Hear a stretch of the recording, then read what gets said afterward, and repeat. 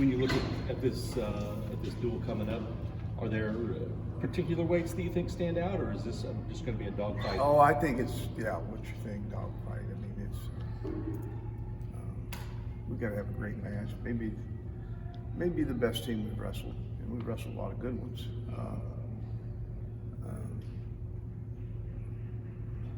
You just got to have, we need to do what we've been doing all year long, win some matches. We're not supposed to win. That's how you win big dual meets. Yeah, we'll definitely have to do that. And we're ready. I mean, there's no reason why we can't do that.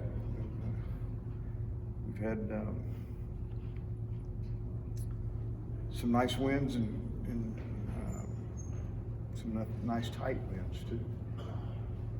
With the young guys, I know you expect some inconsistency. Have they been more consistent maybe than you would have anticipated for as many freshmen? Yeah, I think so. I thought last week, Brandon, Braden Thompson, a little off. I was hoping a little bit more out of him, but they've been pretty consistent. I mean, even in some of their losses, pretty competitive. All the way, from, I don't know, I guess probably Las Vegas tournament to now, the improvement has been big on their feet. Getting takedowns has been big. And so taking advantage of that 3-point takedown, we've done a lot for us. What would you say enabled Isaac to blend in with you guys as quickly as he did coming in as a trainer? I think one of the things probably just felt relaxed and really excited about being a part of it, and pretty comfortable. I think he's actually having such a good experience. I think he's gonna finish up his master's here and buy a house and continue to train. So I mean, we're really, ultimately, that's what it's about, is having that comfort zone that you feel like you can win in, and the training for him has been good.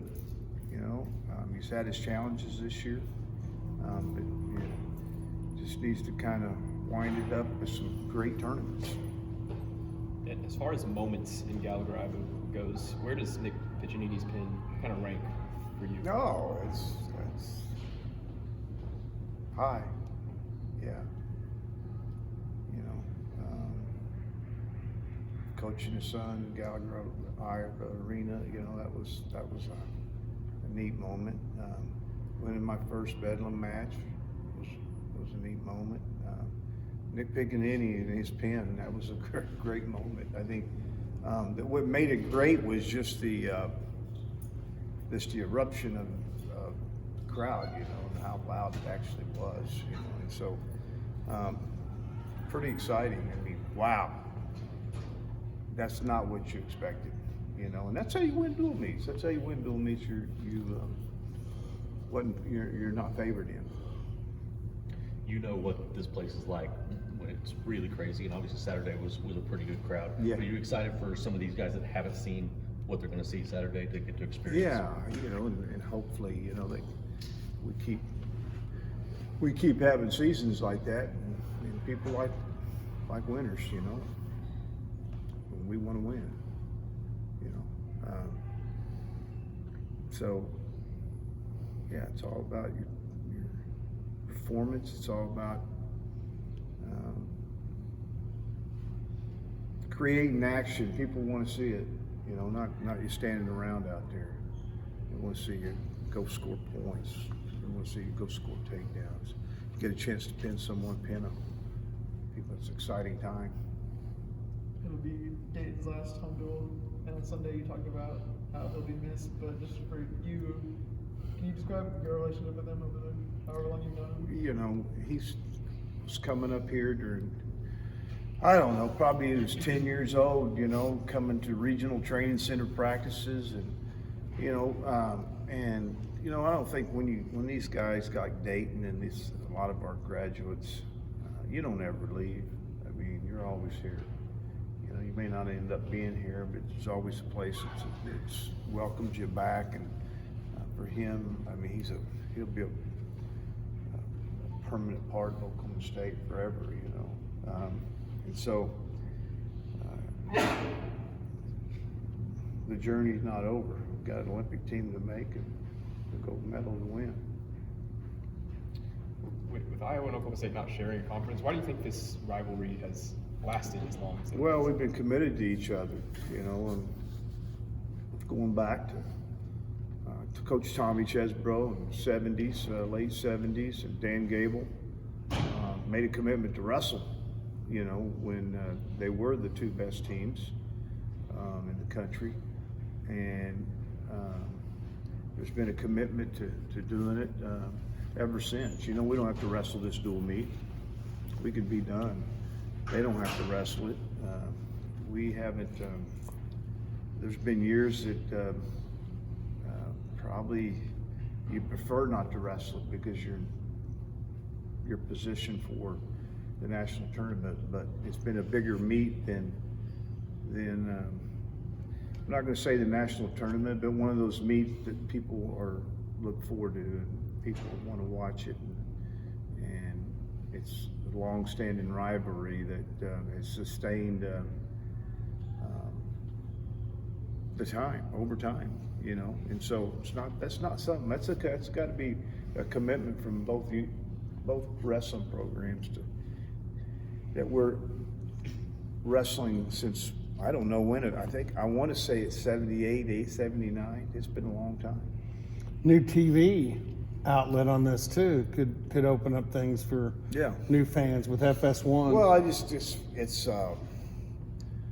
you know, dual meets is really how you grow your sport, and for us, and it's always been that way. I don't care if you go all the way back into the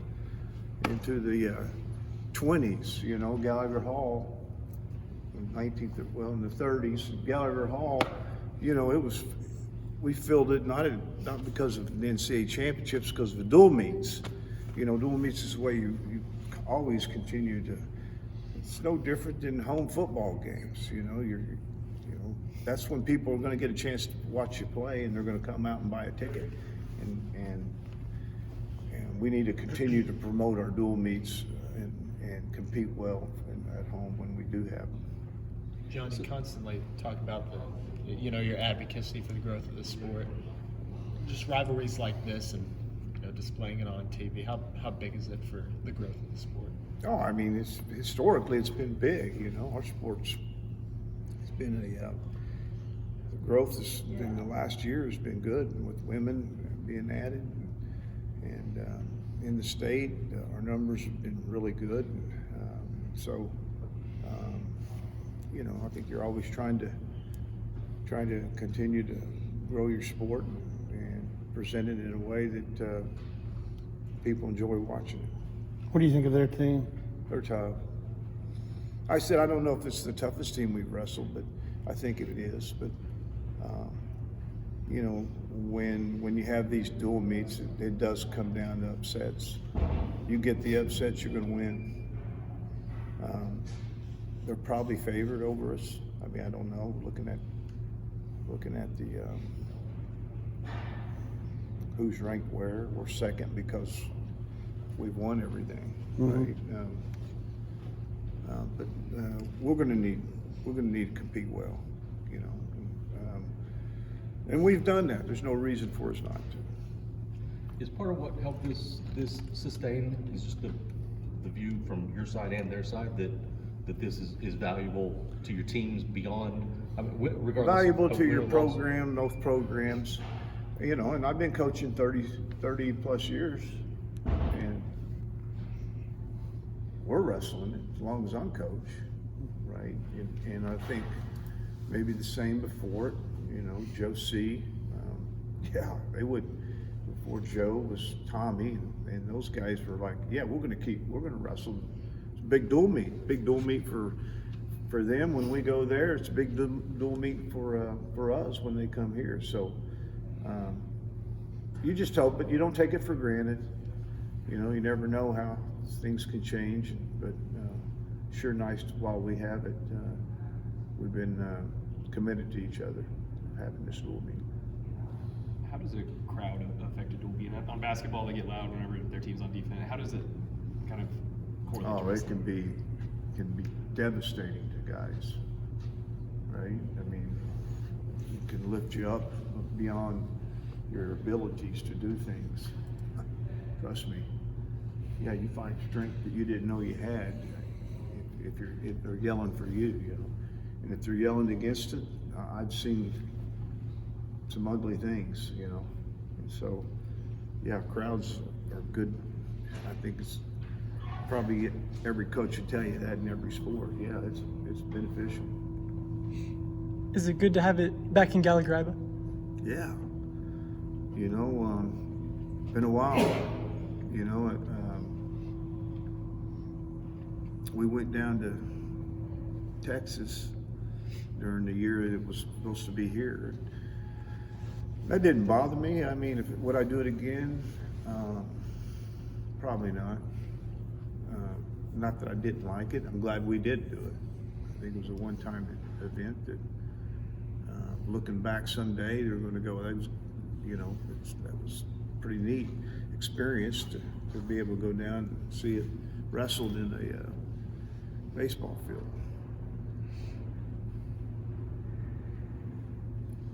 Okay, let's go, guys.